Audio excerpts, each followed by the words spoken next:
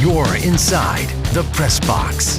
Christian FM Sports presents Inside the Press Box, where we discuss all sports from our favorite high school team to college and pro. Here's your host, Paul Tipton and Gary Paris. Hey, Vero Nation, back in the press box. Got Gary, got Paul here as Vero Beach improves to 8-0 with their win last Friday night down near the bottom of Lake Okeechobee there in the town of Pahokee, taking on the Blue Devils. And what we thought would be a really interesting ball game, coming in with a team that's only had one loss, played some interesting competition, and traditionally has a good football team. Boy, Vero Beach just really came in, Gary, and took care of business, and they did it quick. It was amazing. It's been a long time since we had been down and played in Pahokee. 2018. And it's Antoine Bolden Stadium, after the famous football player that played there in Florida State and in NFL. And it was a great atmosphere. It was, they're fired up. Their little community comes out and supports them. We had a nice turnout down in Pahokee from our fans, and it was enjoyable. And now we said, okay, let's get ready for fireworks, because both these teams are very athletic. They came in 6-1. Mm-hmm. We came in 7-0. And so we were expecting a big dog fight, and the fight came really from a bunch of Indians taking a bunch of Blue Devils out. It did. We didn't waste much time, Gary. Did on we the not? third play of the game for the Blue Devils, and Coach Mata calls a blitz. Haywood comes in, smacks the quarterback, Mitchell. He loses the ball. It starts rolling its way towards the end zone, and some guy named Malachi Reed covers it up in the end zone for our first score. You make him player of the week, he comes back and he lives up to the reputation for being player of the week. And that was great. You could see the blitz coming. Boom, he comes from the outside. The quarterback took one step, tried, and when he collided into him, the ball pops loose. It's it's just laying there being ready to be picked up by somebody, and then they got kicked. It got hit. It got knocked into the end zone. And then Malachi, I'm telling you, Paul, it was about, 12, 15 yards that ball rolled back there. And oh, yeah. Yeah. Because they started after the kickoff, which was a touchback, was at the 20. And they lost yardage on the first couple of plays. Exactly. And then he took a sack back there, and the ball just rolled into the end zone, and Malachi fell on it. And just like that, we stole the possession and scored and took advantage of it, and we're up 7-0. Well, and then the defense, it's good news, bad news, because it's like, great, you got a takeaway, you got a score out of it. Now you get to go back out on the field again. Well, the offense was getting a lot of rest. Well, they were. So, here's the interesting stat to start the ball game, Gary. So the Pahokee offense, 2 possessions, 6 plays. They gave up a touchdown, and they had to punt the ball away. Defense came out hot. Defense has been playing. You and I talked about it on the air a little bit that Friday night. Ever since the opening game with Galley, we gave up 31 points. Mm-hmm. And ever since then, it's been going down, down, and down in the points the way this defense is playing the game. And we were a little concerned about, we may run into a good team here, and it'd be a good barometer to measure. But I'll tell you what, Bill Mata's defense is swarming. They are, Gary, and I agree with you. The trend, if you will, for the Vero defense as far as points per game has definitely gone down and down and down. Now, the last couple ball games, there were some late scores and running clock and all that. But, what I find very interesting from this ball game in particular was you had a quarterback that has thrown coming into the game a little over 1,200 yards. Right. You had a running back that was pushing towards 1,000 yards on the season. Exactly. And Sam Arnold. And when the tail of the tape was finally spelled out at the end of this ball game, Gary, Arnold had 7 carries for a total of 10 yards. 10. That's amazing. Now, he was coming in at 900 some odd yards of rushing. Yeah. Almost 1,000 yards in 7 games. Yeah. And he comes away with 7, you said, or 9? He had 7 carries, 10 yards. 10 yards. Wow. I mean, as a group, they had minus yardage for the night. I mean, that's crazy. Now, some of it changes the play calling just because of the fact that, like, okay, you get behind now, you really got to start throwing the ball a lot more. But still, man, that is such a testament to how the defense is playing for Vero Beach right now. I mean, they are just clicking well. We did get up 14-7, and then Pahokee came back and made a big play, too. Yeah, I mean, we went up, what was it, 13-0. 13-0, rather, yeah. 13-0 because we missed the extra That's point. right. You're right. right. I mean, might be the lone blemish on the night for the Fighting Indians. Sorry there, Riley. Didn't mean to point you out there, but, and then we gave up a big play, and the big play was, a deep pass to Lawrence, who got behind our secondary. He catches the ball, and then it was off to the races. You weren't going to catch that guy. Once he got the ball, he had enough separation. He just turned it on, and it was an 80-yard completion. So, and they go for 2. They're up. We're up 13-8, but that was really it. Now, Lawrence later on gets another touchdown. He was like the lone spotlight for the Pahokee Blue Devils on the night with 2 touchdowns. That was in a mop-up at the end. Totally. Yeah. But I don't know how you want to say this, Gary, but I thought it was so fitting in the end to get the pick 6. McLaughlin, he comes in, he gets the pick 6 playing. He's part of the second unit. They're in there during a running clock. And he takes it the distance to finish out the game. So book in with defensive plays, scores, if you mind you, to finish out this ball game. That's a good point. I didn't even think about that. You're right. A strip, sack, touchdown, opening series, and then the last score we got was when Hudson McLaughlin intercepts the pass and takes off. And again, it was so neat to see that he's a backup. But he got his first touchdown, first interception in Pahokee. Wow, that was a good game. That was enjoyable to watch that young man and his teammates. Yes, how they celebrated because they were all backups too. Right. It was just a great night. And here's another one, Gary, that I don't know that I've ever seen, at least for Vero Beach. I don't know that I've ever seen this in a game. 2 different kickers kicking field goals and making them. I don't know that I've ever seen 2 different kickers kicking in a game period, but how about Riley Swanson kicks a 25-yarder, and then here comes Jay Maurer later and kicks a 44-yard. Hey, folks, I'm going to tell you. Wow. Both those kicks were booms. He on the 44-yarder, he would have had that one for about 50 some odd yards. It was that good a kick. And so was Riley. And the other thing, too, was their kickoffs. Swanson kept putting them at the goal line or in the end zone. Yep. Maurer kicks one at the end, and he kicks it out of the end zone. Yeah. I mean, so I was telling these people, over the weekend are asking me about this. And I said, the thing that's really impressing me is, it's tough finding a kicker at times for your program. And Vero's certainly had its share of really good kickers. We've had seasons where we just didn't really have a strong kicking game for the season. To have 2 guys that you feel confident sending them in no matter what the situation is, that's pretty impressive. Yeah, Maurer does the punting too. Yeah. He's not just a... Gary, the last few years, we've had our quarterbacks basically dropping back and punting the ball. It was a great game. It worked out well. And as usual, there's number 11.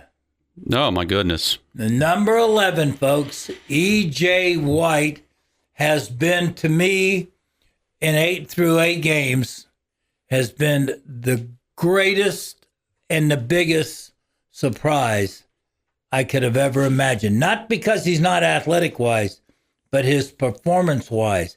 What Lenny Jankowski has took him after when Mons went down, put a program in front of him for him to be able to work, And each week he added a little more to it, and by about that third or fourth week, he was running the offense at a 9.9, almost a 10-pointer. That's what he was that close. I mean, I've never seen a kid that could take it and accelerate and get that kind of play from a backup. No kidding. I mean, this has been one of the, and I'm prejudiced, and I know it in a sense, but I think the kid should be all-state, and I think he should be one of the top persons for the Player of the Year in 7A. I think he's that. I don't disagree, Gary. I mean, like his numbers, I mean, they may not be as gaudy as maybe some of the other quarterbacks out there, but here's the difference. They're supposed to be playing quarterback. EJ was supposed to be playing wide receiver this year. And to your point, I mean, the guy comes in because we had an injury to our starting quarterback, and he's just played phenomenal. I mean, I know it sounds like a broken record. Every week we're talking about what EJ has done, but it's just such an impressive storyline to watch. Oh, it's great. It's exciting. Now, I can tell you this, when I got the stats from Lenny, I was up at doing the UCF game, and it came across, and you sent them over. Lenny sent them over to all of us. I got a chance to look at it, and it was 17 of 26, Paul, 271 yards, 2 touchdowns, and 2 interceptions. The interceptions are things that he's going to have to. Coach will spend time working with him and find out. Tell him, hey, look what you did here, bro. You missed this. You missed that read, and that's why you had that interception. Or you threw that ball just a little high, and the guy behind it made the interception. But but in return, you got 271 yards of passing, and then you look and say, okay, how do you do carrying the ball? What do you have? 14 carries? He had 14, 116 yards. Just a ho hum night. And another touchdown. And another touchdown. A big touchdown. 60-yard run. Yeah, 60-yard run. Here's the funny thing, Gary, and you're right. I mean, EJ has played so well. He's playing so well, and there's been so many, especially in this last game, there were so many big plays that happened. At the end of the night, we're talking during one of our breaks about trying to figure out who's going to be our Scott Sporting Good players of the game. And Derek says, well, I'm thinking about Jonathan Hillsman. And we're like, what'd he do? We had to go back and look. And it was like, oh my goodness, Jonathan had 2 touchdown runs in the first half of play. Yeah. That's how much everybody's playing so well on this team right now. Well, you look at the numbers that EJ, you could make EJ your player of the game every game. Well, yeah. I mean, he's got the ball in his hands almost 100% of the time. This guy had what 380-something total yards of offense or something close to it? I would say so, yeah. Over that? Yeah. That was a little bit, yeah. I mean, he was, I mean, he's become, to me, he is the leader of the team. Everybody on that team looks to him. Yeah. He won the team. He's done a great job, and he's won the team. Now they're playing for him, and they're playing with him, and I thought the offensive line probably looked some of the best it's looked all year. And here again, Gary, I mean, we came into this game, okay, the last couple of games we had played a very particular lineup on that offensive line. We changed it up. And they played well again.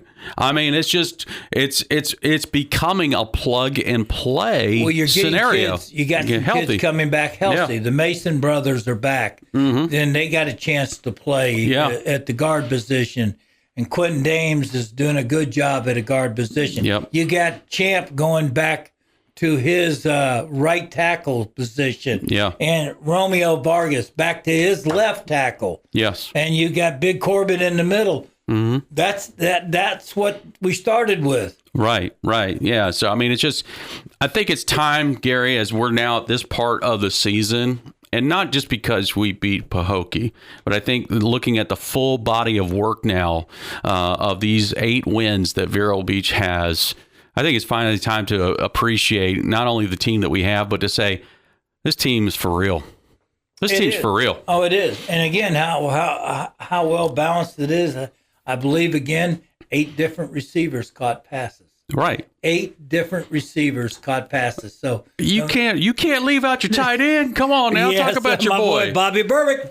He's a defensive end. He puts number 85, and he got his first touchdown of the. He fell short last year with an effort. He got it, and he fell about a yard short. Yep. He wasn't going to beat the 9.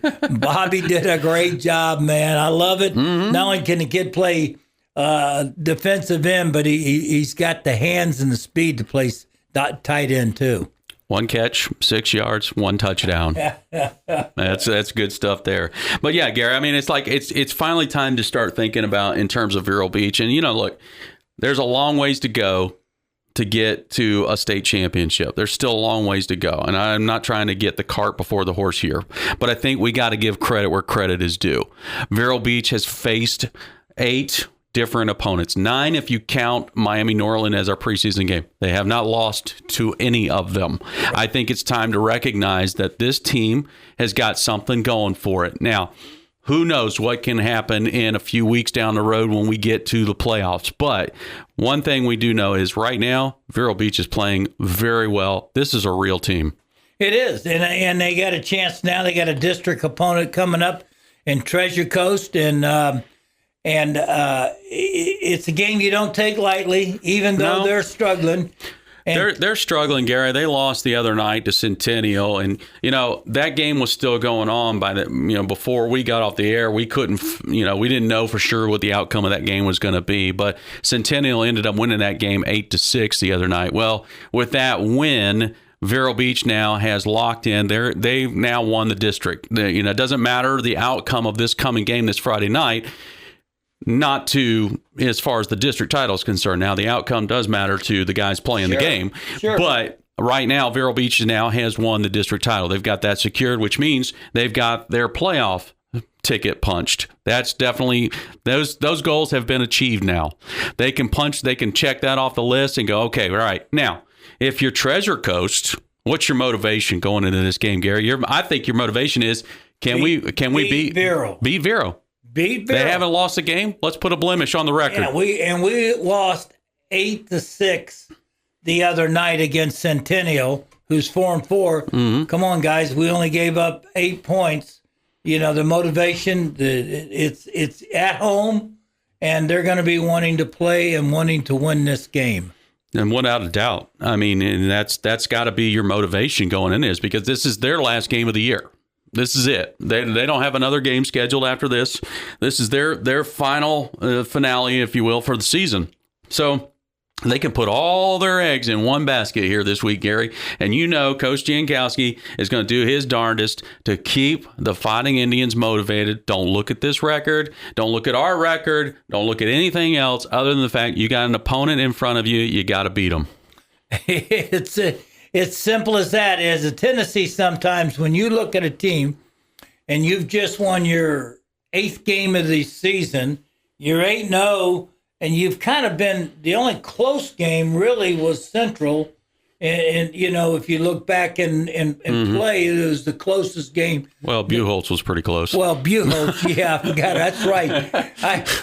That drive to me was like a 20-point drive. Oh, yeah, right? No kidding, right? But you're right. Buchholz they were the best team we played. Yes. All year. Yes. That's the best team. Yes. Central I would put. But we've played other good teams. Good teams. Yeah. And I thought Central played as good as anybody could play against Vero Beach. I mean, yeah. Well, look, right now, based off of what I'm seeing with the potential brackets, they would be the 4th seed. So that tells you something about their power ranking right now. Absolutely.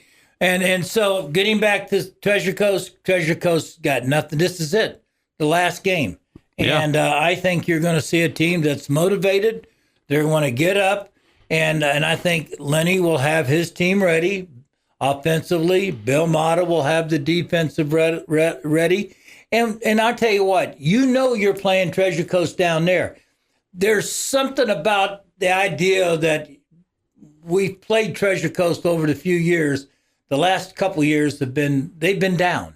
The quality of their program has gone down a little bit. Yeah. They played some of the toughest teams in the state of Florida. They have. They go out and they get scheduled because it made them better. Yep. And this year they haven't won any of those games at all. So I almost hate playing an 0-8 team or 0-7 team. Yeah, I agree with you, but okay. And I'm not even going to try to suggest this is what Coach Jankowski will use as motivation, but for you and I in this discussion, okay, yes, you have a winless team, but like you said, they scheduled a very tough schedule. So their strength of schedule still has a lot of credibility to it. So for Vero Beach, they need this win because right now in that top 3 of the power rankings for 7A, we need a little separation so that we can stay definitely within the top 2. Why? Because as long as we're in the top 2 of the power rankings for our class, that ensures home field advantage in the playoffs. And that's what I was going to get. I was getting to the point. So you got to go out and got to do your job. You've got to beat, Vero Beach, and I think they will. I think Vero will come out, execute their offense, execute their defense, and Vero's going to win the game. Even though it's going to be on the road, I just feel that our kids are excited about it. They're not looking down the road. They're looking at, we got a trip coming up, and it's against Treasure Coast. And that's a big rivalry. Yeah. So, you know, no matter what the previous games are, you're playing a rivalry game. Sure. A team that wants to beat you, and we want to beat them. Yeah, well, it's going to be a good time down there in Port St. Lucie, and Vero Beach will be looking to earn its 9th win of the season this Friday night down at the home of the Treasure Coast Titans. Game time, 7 o'clock. Our coverage begins at 6 p.m. Countdown to kickoff presented by Cap's Pizza. All right, Gary Paris, I'm Paul Tipton. We've been inside the press box. Look forward to seeing you at the game. As always, go Indians. Thanks for joining us inside the press box. For more, go to ChristianFM.com.